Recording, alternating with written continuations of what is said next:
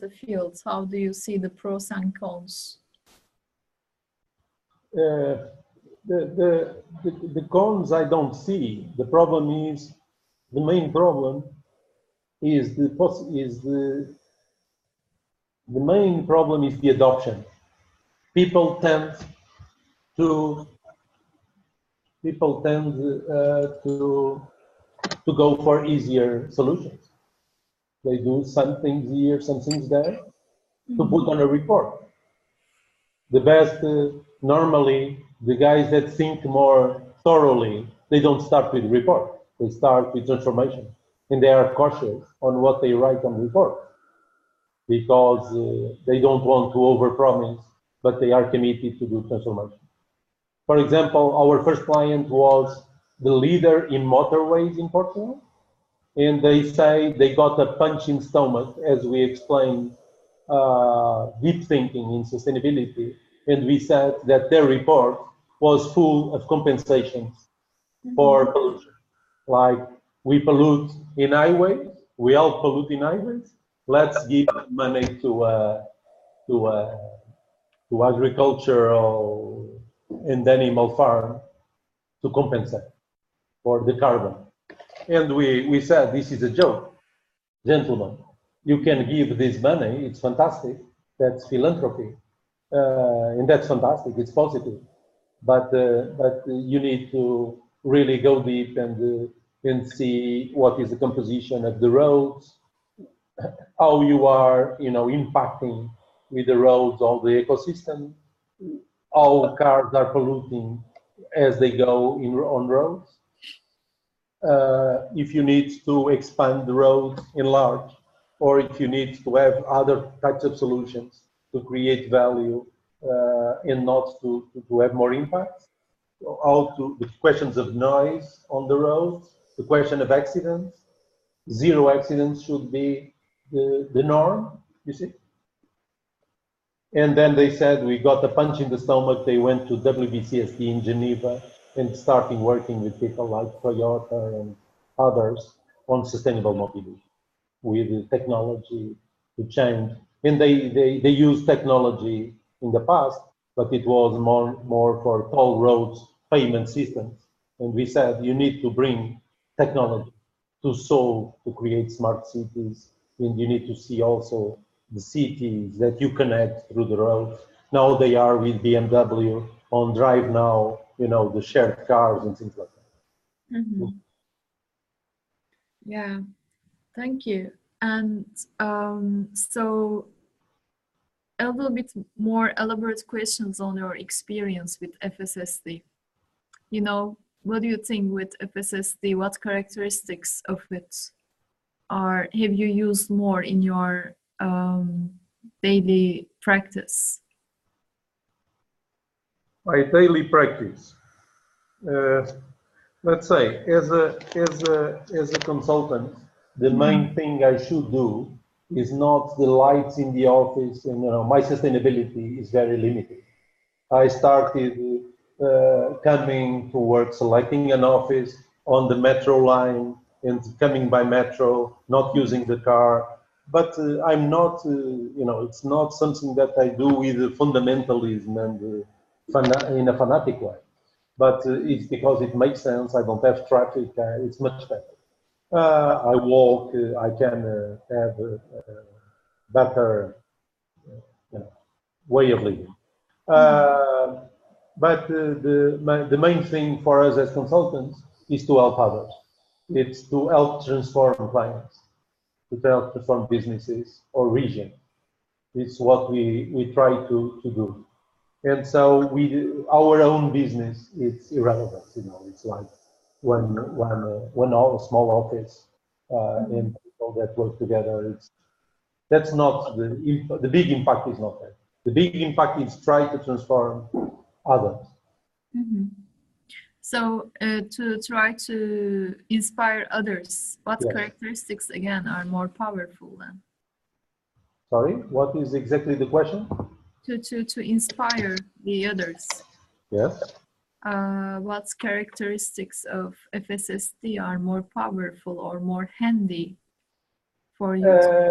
people understanding, let me give you a perspective from clients that we are trying to engage with, a CEO of a business.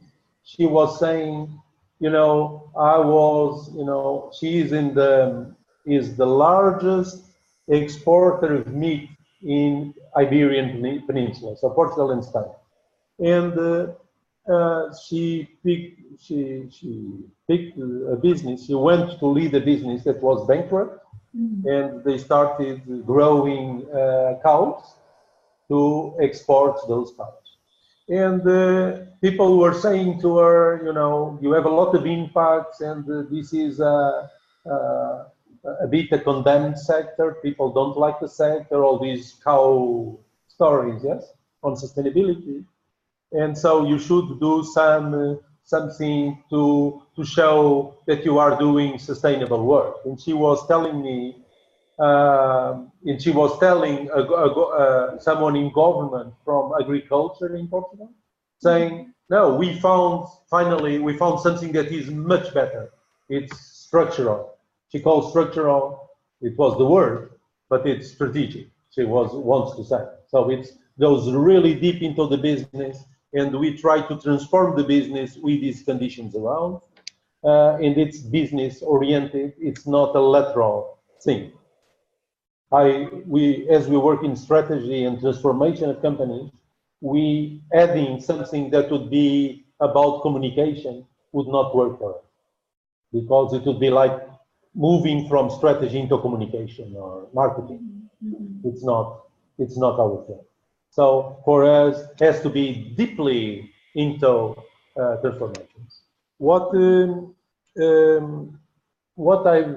So she's very interested in the business case. She's very interested in doing something that is strategic, so that really allows them to think in an integrated way, and at the same time, try to get positive financial returns and economic value out of it. Okay? So if we speak about something that is strategic, and then it means we need to speak with leaders, not with sustainability directors. Doesn't mean that we don't use them to get to the leader, but if we don't get to the leader, we have a big problem, unless the organization is already very sophisticated and has a big sustainability mandate. But in general, we don't find it. And so we need to get to the leader, and we need to explain to the leader there is a broader equation, and he can have high purpose, a good impact. He can have better retention of talent in development of people.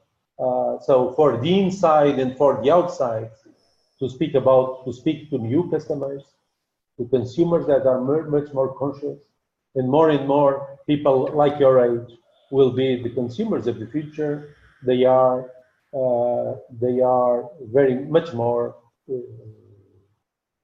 thank God, they are much more concerned with the planet and with doing the right things and having the right products, and so consuming in a different way. So we have this tendency, this trend for new types of consumption. We have the possibility to retain and have people that see they can have not only work in a business 9 to 5, but they can have a different impact and things like that.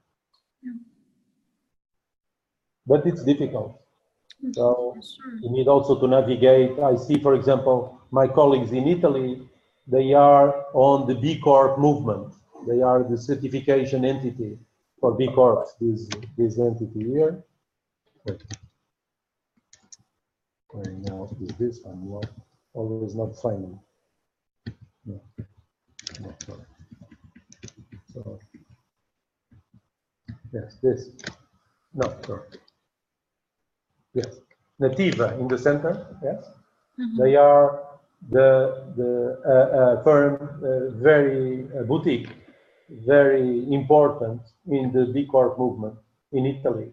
They are helping corporations have high purpose and to go for to aim at sustainability and good positive impact and things like that. So you see the combination they have, natural step, bringing the science, B Labs, and by the way, B Labs, they introduced FSSD in their own scientific process. So it was one of the scientific bases. And so when B Labs, they have like 200 points to evaluate if a company is fully sustainable or future fit. This is a bit the same type of thinking. It's like end game is 200 points. If you go above a threshold of 80, you'll be certified, and then you commit to try to improve over time, like a journey. So it's the same story, if you want, in a different way, it's the same story as the Becas. And there is a lot of people, for example, in Italy, right now, it's like 80 companies already in the last few years joining the B Corp movement. So it's all combined, you see? It becomes all combined. So what is your observation? What's the, I think Andy has a question here, so. Okay, Antonio, you've been talking about technology innovation and talking about the ecological part of sustainability. Any comments or experience or stories that you can share with us on the societal transition or the social side of sustainability? We see, we follow very much FSSD and even the later version, yes, with the 8 principles. So we are big, we preach a lot about also with the formulation of Future Fit Business Benchmark, about how to bring all the conditions, yes. And you see here the 8 principles, yes. So on the left bottom you have the environmental, on the top you have the, so we really try to think as a ping pong between environment and social. What we don't like is the social for the sake of social, because it is a very reductionist thought. People tend to separate environmental and social. And social is like giving money to the poor and doing some volunteering and, trying to help those with less resources. Our point is we need the social for us starts by being the new rules of leadership. How to be a progressive leader.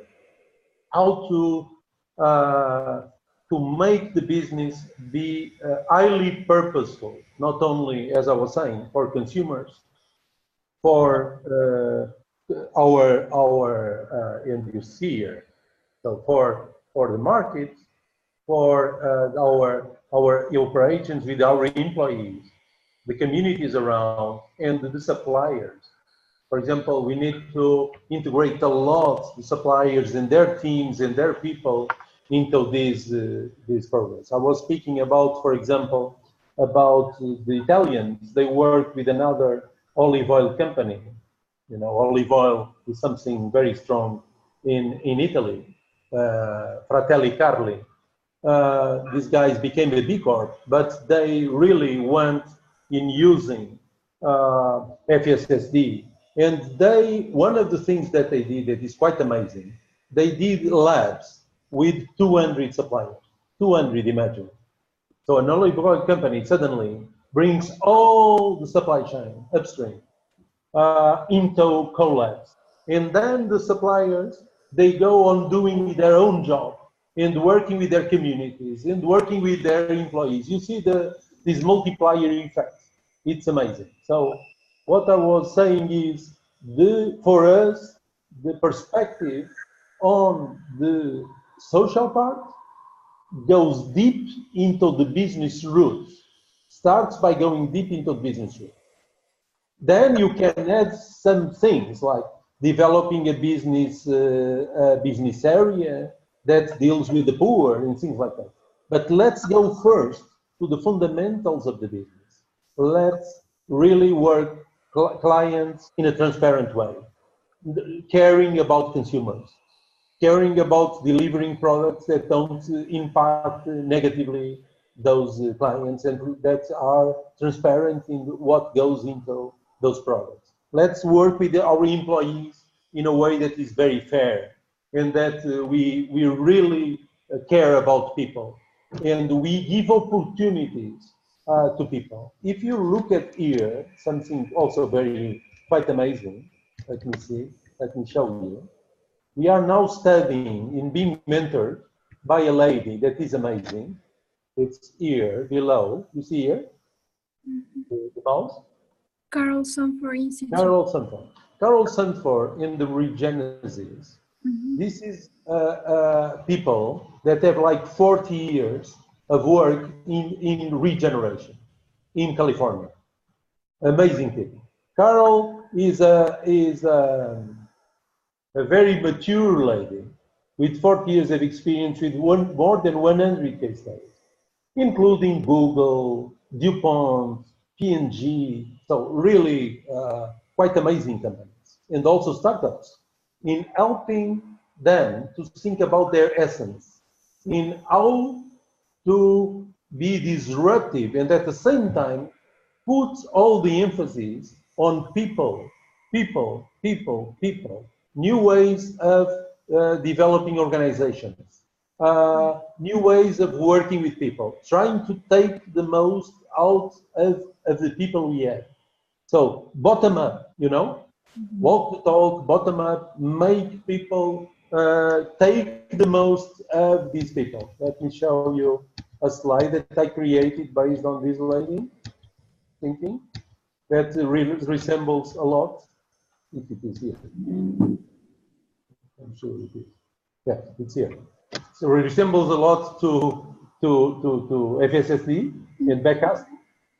You see here, but you see that is about build a developmental organization. So in the process, also work with people, not only along all the value chain, yes, with clients, with communities, with suppliers, but also with our people. Let's really make the most of people. So we are studying new types of organizations in which it's much less the top-down directives on how to do things, but change the way we work with people. So inoculate thinking and knowledge and have people thinking and bringing new ideas, bottom up. Take the most out of people, your people, of suppliers' people, clients, community. Okay. Yeah, Antonio, if you go back to your earlier slides, you show us. I see a network there where you position yourself, and you have other people or groups of people working together with you to create some kind of transition or transformation. Yes, this one. I see a network there, right? Yes, and I should say something in addition to this network. You see, for example, our colleagues, Italian colleagues, Nativa, working with Singularity University. This is about this technology acceleration and disruption. So we need to bring together the worlds of technology acceleration, because this is going to be Star Wars. This is moving very, very, very, very fast, and faster on the digitalization and the technology revolution side. And we need to make sure that as people accelerate, they don't kill the funnel, yes? They don't go very strong, very fast until, let me show you. We have some slide here, yes. You see here? So technologies can open up the funnel, yes? And create a lot of abundance, but also you see on the left, someone that says the risk is someone accelerated to go against the walls very fast. Because, for example, you can use robots to bring in production from China to have much less globalization impacts and change the rules of the game and things like that. But at the same time, you may have a big problem with robots as you try to create that abundance in which people maybe need to work less, but you need to see how to distribute more. Because the way we are going right now is there is a few that take everything. Like 8 people have half of the wealth of the world. That is impossible. And now we see the stories with Facebook and everything, and we start seeing this acquisition of data is a huge problem, and they start controlling everything, elections. Okay, Antonio, in your dictionary, is there a concept or a definition of social innovation?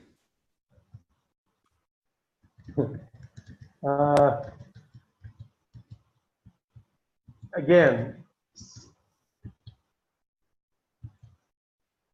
yes.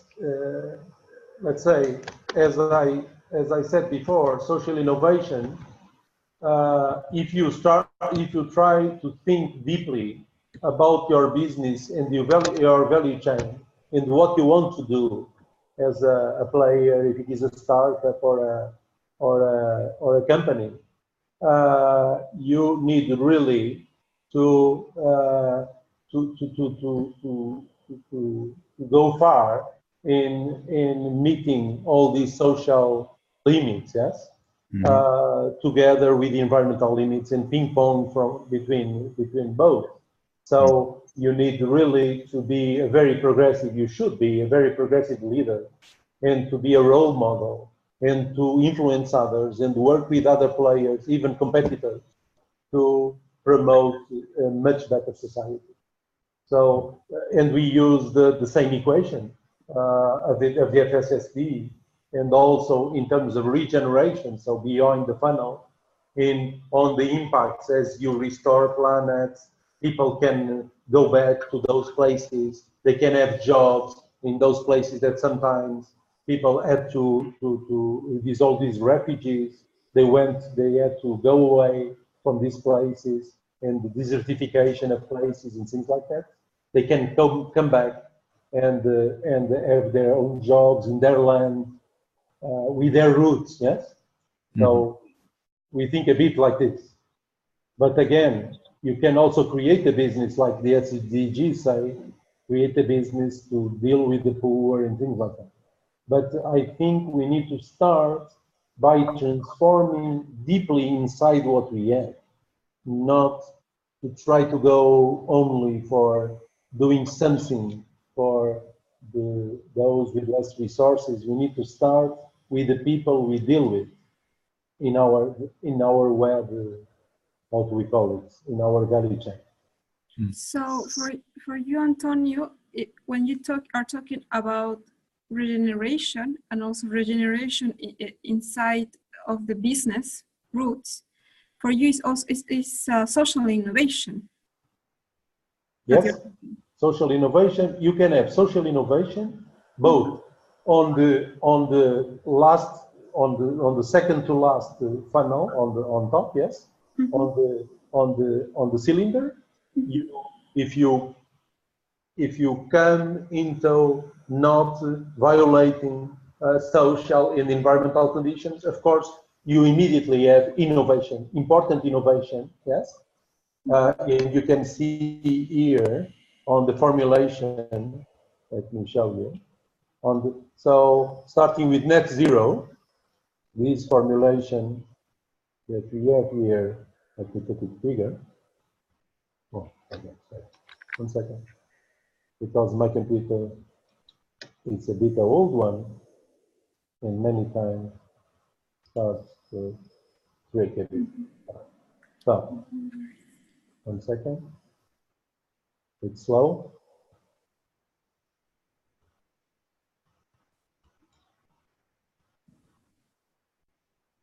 So, you see here, on the bottom right, yes? So if we try to be within, sorry for being a small picture, but if you try to be within the conditions, you have a lot of social things. For example,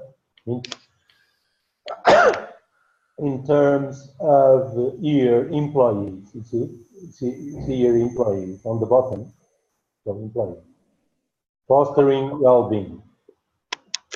I don't know, can you read it? Yes. Yes. Employees are paid at least a living wage. So all these are business goals that come from the principles, yes? FSSD. And then on society or community, society at large, you have here on top, yes? Business is conducted ethically. The right tax is paid in the right place at the right time. Lobbying, things like that, you know? Then you have, here is nature, but if you have here communications, honest, ethical, you see? Do not harm people or the environment here, in relation to products, yes? Or suppliers. No, here is more logical. But you see, so operations, this is operations, yes. So we have customers' health, you see, safeguarding, not only employees, but customers and all. Okay? Community, health is safeguarding. Antonio, am I answering? Yes. We understand that you have introduced FSSD to business, to government, to your clients. Do you have some stories or experience introduce this sustainability concept or ideas to like NGOs, like social workers or this group of people, this group of clients, or do you know other people who have been trying to do this? We are trying to work with some NGOs, and we try always to explain we always try to explain the funnel, yes? Mm-hmm. And that we need to go deep. For example, we are now connecting with an NGO that wants to reforest Portugal. So we go and say, we speak about the funnel, we deal with funnel and approaches to be within the cylinder, net zero, or beyond net positive. We want to partner with you because you want to reforest in a completely new way. You want to create symbiosis. You want to create water in places that don't have water. We have a lot of lack of water, not right now because there was 1 month of rains, but it was like a miracle. Coastal erosion, you know, in Portugal we are a case study. The main challenges in Portugal right now is not anymore the financial crisis, even if the debt, public debt is still very high, but we have solved a bit that equation, and now we are considered a case study, and our Minister of Finance became the head of the Euro group and things like that, because of the good case study. Our main challenges are, let me tell you, main challenges, what a Prime Minister speaks and the President of the Republic, they speak each and every day. Forests, fires, monocultures, eucalyptus and pine trees, water, lack of water, desertification of the south of Portugal, rural areas, people moving to the coast, even if it is a small country, people desertifying half of the country, coastal erosion, you know, these are the things people are doing. So we have like the government going to the forest, all the government last weekend went to the forest to cut trees and to separate from the houses. So they are really trying to show that we need to prepare for the odd season and to avoid what happened before, because people, I think, will not tolerate, and they are understanding that climate change will kill them. If they don't succeed, possibly it's because of the lack of preparation to deal with climate change. It's quite amazing, yes? Antonio, you emphasized several times that the leaders are very important during this transformation or transition. Yeah. Also, let me tell you this about that question, this comment of yours. We said to this lady, a young girl, that is leading this movement for reforesting in a completely new way, symbiotic with value creation, so restoring planet with the Brazilians and with Ernst Götz, the German guy that is making magic in forests in Brazil and agroforestry. And we said to her, we need to help you because you are doing a fantastic job. You are going through the country with workshops and explaining to people, but they seem a bit freak people, you know, those that are already conquered, you know, in some habitats in which they live a bit like hippies. So that is good, but the point is we need to have your talk reaching the President of the Republic, the Prime Minister, in government, to reach the leaders, for the leaders to start speaking about regeneration. I was in a conference in which the guy that created Esporão wines, was speaking about meteorology and about the problems of not having rains in Portugal and why during a lot of time. And the guy was explaining the need for solutions to desalinate water in the Algarve, in the south of Portugal, from the Mediterranean and Atlantic confluence. Desalinating, bringing the water to an artificial lake. And I was saying to him at the end of the conference, have you heard about syntropy? Have you heard about regeneration? No, having nature regenerating, bringing in water. And the guy was saying, yes, I heard about that. It seems amazing. But they think about technology on how to, you know, they don't think about the deep thinking about how to transform things with big carbon sinker, of course, is nature. And we need to work in a completely different way. So we are saying to the NGO lady, as an example, let's help you go to the top of the leaders in public sector and the business leaders to see, because these are the people that are able to do this transformation.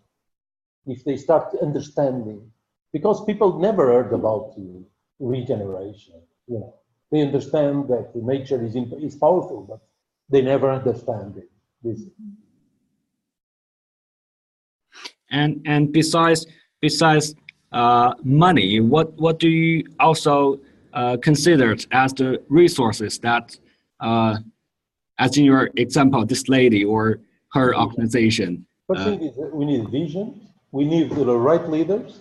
Mm-hmm. For example, in the north of Portugal, we went to the north of Portugal to the right mayors that were working in articulation, northwest. A young area with a lot of important universities in technology and all that. So a lot of dynamics, yes? But also a lot of challenges and a lot of diversity also in the territory.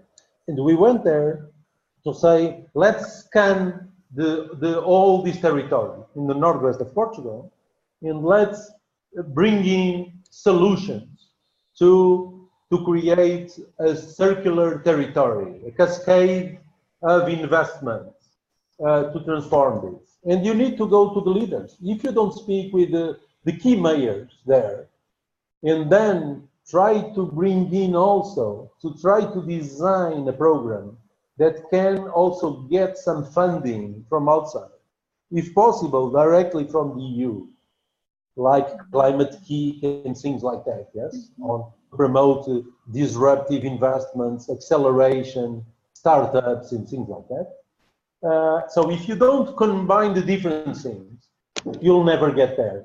So bringing only the money does not. First of all, it's not easy to bring in the money without the rest, because people will ask you who is interested, what are the key ideas, what is the science behind, and the approaches, how proven are the approaches. So you need people, you need the right leaders to engage, you need to have proven methodologies and experience in doing those things, to be ambitious in terms of what you present, like regenerating, bringing in, promoting full employment, bringing in people back to the land, not to the main urban centers, back to those areas, and try to be the most dynamic area in the country, which they are already trying to do. So, and then to go to, for example, to the EU and say, there is all these ideas, let's try to have support to promote entrepreneurship and all that, but within something that is powerful and that can leverage all it. And then, of course, you try to partner. We are doing it right now. Partner with an accelerated related to MIT that works with the startups, and that we can combine all the equations to promote a full design that comes from the leaders, to science, to case studies and examples, and the proven experience, and then to funding. It's a very difficult equation. Portugal, for example, does not have a lot of government funds available. We need to go through EU funding. Yes, Antonio, related to what you share with us, yeah. How do you feel, or what are the factors that make you feel more empowered as an innovator, as a regenerative innovator? What empowers me the most? Yes, it's strong visions and knowledge. We study each and every day. You think you study because you are at MSLS. Ricardo, please give me a book 1 second. We are, right now, my colleague, you can see, is studying Carol Sanford, the regenerative business. Regeneration, but also organizations. So the point is, we need to study each and every day. We are studying with Gunter Pauli, with Carol Sanford. We are trying to embed all this knowledge in an articulated presentation. It cannot be knowledge for the sake of knowledge, but we need to bring the knowledge in a way that people understand, and we need to make it tangible into practical tools. That is very important. If you go, one of the main problems with FSSD, if you go to a business leader and you speak about these principles, they say, fantastic, but I don't see how I can do that. No, then you need to explain, no, there are tools, practical self-assessments, things that very quickly you can start and you can engage people, and we can create case studies, and we can create business cases within your business and articulating with others. So the first thing is knowledge, continuous learning, and combination of knowledge. Let's not try only to stick with our knowledge, you see? Let's try to combine knowledges that have affinity, like our combination of knowledges right now is about systems thinking and living systems, okay? Knowledge. It's all about that. So all contributions that are relevant, that add to these full equation of system thinking and living systems, it's very important to us. That's why all these partnerships, you see, and the mentoring and all that, okay? The second is to derive and to create tangible approaches and tools that are practical and that people see that comes from deep thinking, but needs to be practical. As my Italian colleague says, we need to be very simple. Otherwise, if it is too complex in the way we apply, we are out. No one will apply. No one will risk to go into very complex things. So how you make it simple, the funnel and the principles to explain to people? We need to go, you see, like on this picture, we need to come from principles like what FFFBD did. Let's come from principles to goals. But then if you show all these goals, people are very afraid because this goes very far. And people think that this is a never-ending story. It's very difficult. It will take a lot of resources. So now we need to bring other tools and to say, we really speak about goals that deal with your business, you see, in your value chain. But we have practical tools to apply in an easier way, you see? And we need to try to speak about, all the talk needs to be about business case, new leadership, you see? Empowered leadership, empowering impact on the people within the business and around the business. Antonio, I'm very curious that about you said you are not polluted by other definitions or concept of sustainability. Why is that? Why because I did not come from the world of sustainability or environmental work. I'm not an environmental engineer.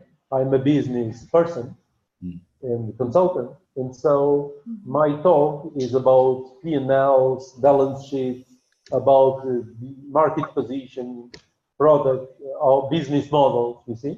And then I bring in the other equations. So I bring equations around in sustainability that relate to strategy. So I do not come from the things like, you know, environmental efficiency. I think it's a good challenge to incorporate that, but I come from the other way, you see. If I would come from environmental engineering, I would possibly not get here. I would not be paying so much attention to strategy. So how do you share this knowledge ambition with your networks?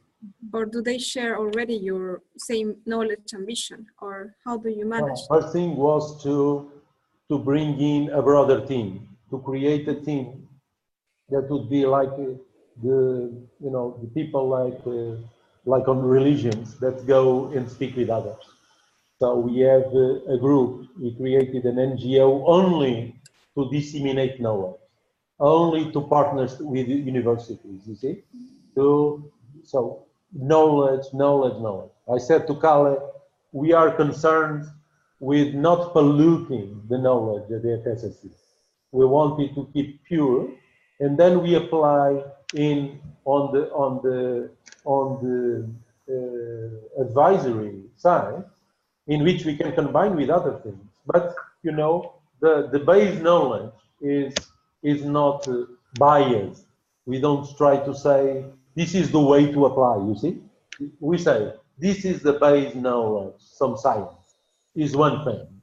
The way we try to apply as consultants or advisors or enablers, we want to show ourselves as enablers, mentors, and all that. Strategic one. It's another thing. We may fail in doing that. We may not be perfect in applying. But there is this knowledge that is one thing. There is the application that is another. Antonio, do you have any questions to us?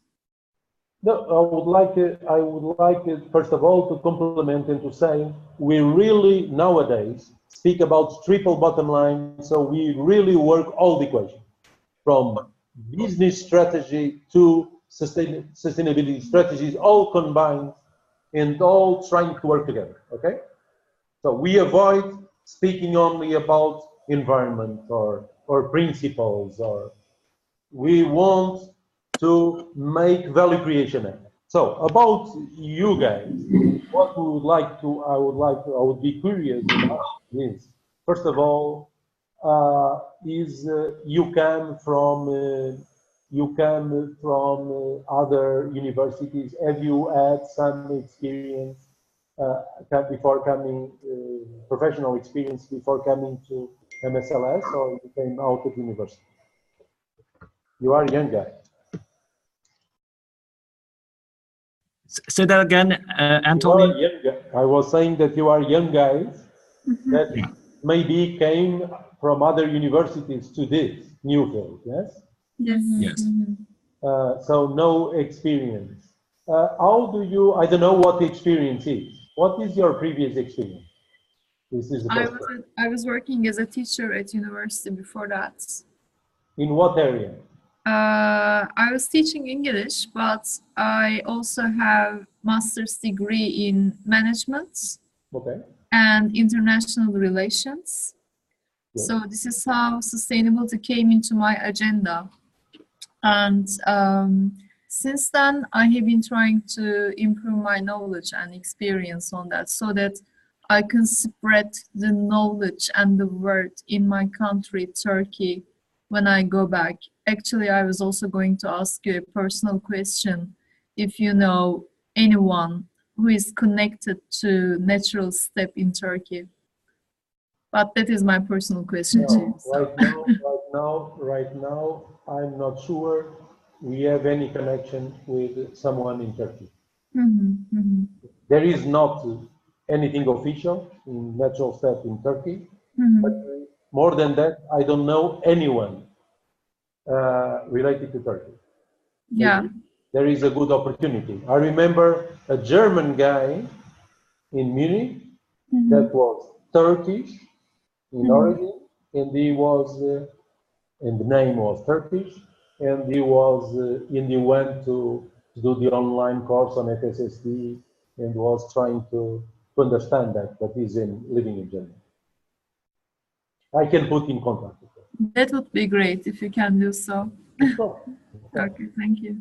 Please consider us as trying to make connections and help you, of course, and then to help you helping others. Yes, and as once we talk, I have a business background, and I worked with sustainability before, but in a non-profit organization in France.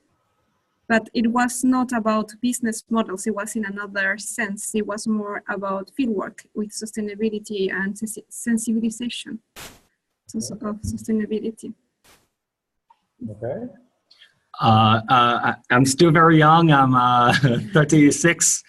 I've been working in sustainability measurement field for a decade. My last position was at BSR. I'm based in China, BSR China office. We have an office in Hong Kong. You know that. I'm sorry? We have an office in Hong Kong. Yes, we have an office in Hong Kong and also in Shanghai at that No, time. I was saying the Natural Step. The Natural Step. Oh, the Natural Step. Okay. Okay. There is a colleague of mine that I can put you in contact. Patrick Sandling. He is Swedish. He was doing, I think, cooperation between Sweden and China, and is married to a Chinese girl. Okay. And he lives in Hong Kong, and they have been doing some things with the Chinese company, and also suppliers into multinationals like H&M and people like that. Yeah. Okay. Sure. I'll try to figure that out. Well, I will send the contact. Okay? Yeah, I'll check in with him. Yes, of course. Yes.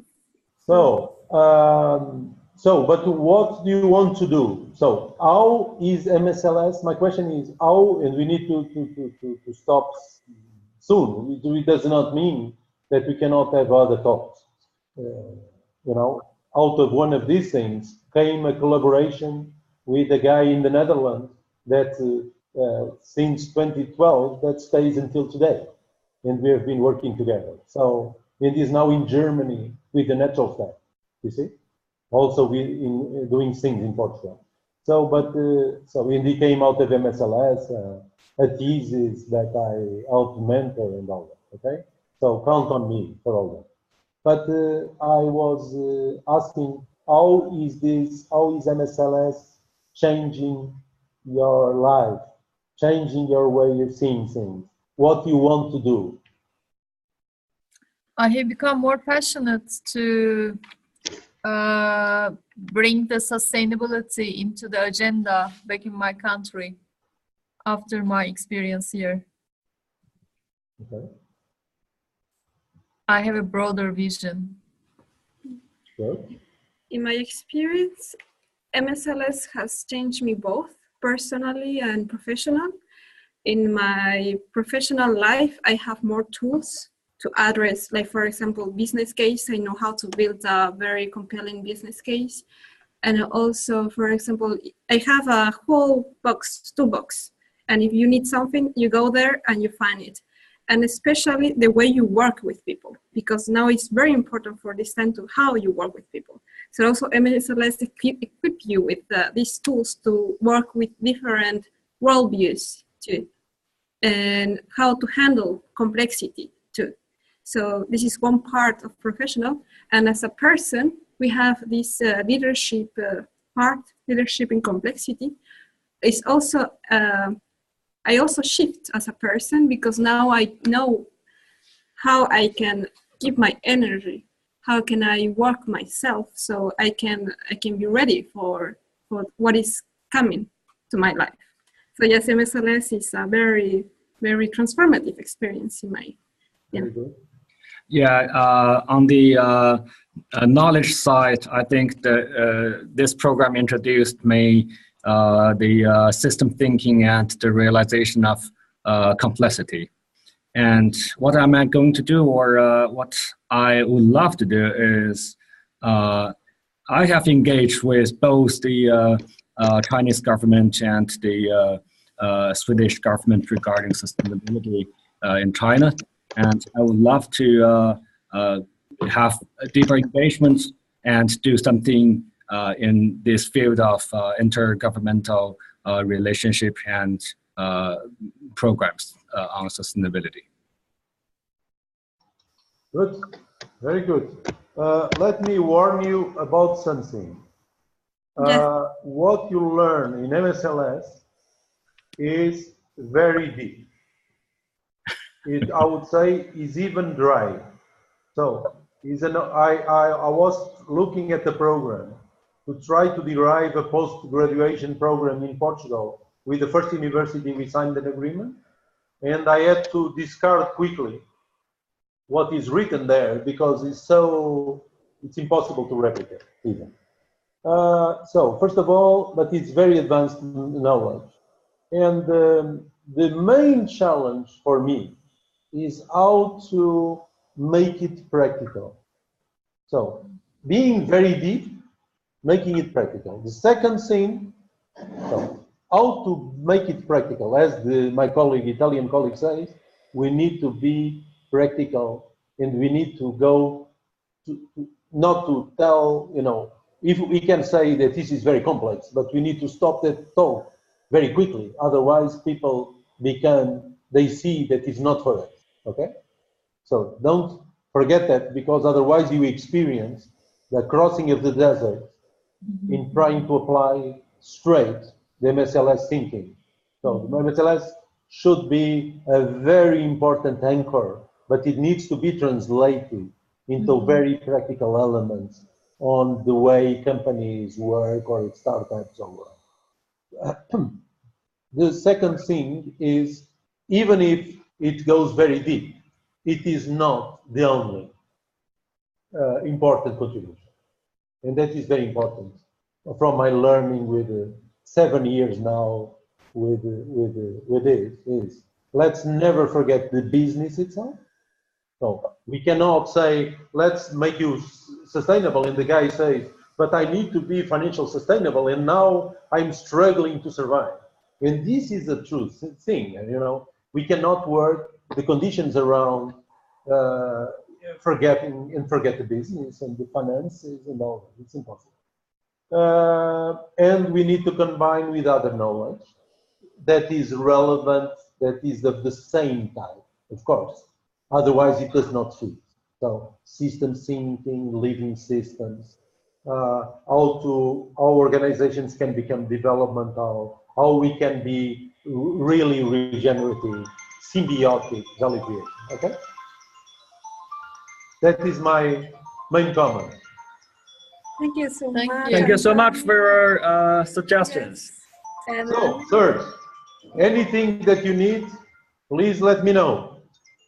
I will be delighted to be available. Okay? You are so kind to us. thank you so much. Thank you. Nice Have a nice day. Thank you. Thank you. Bye bye. It's so nice.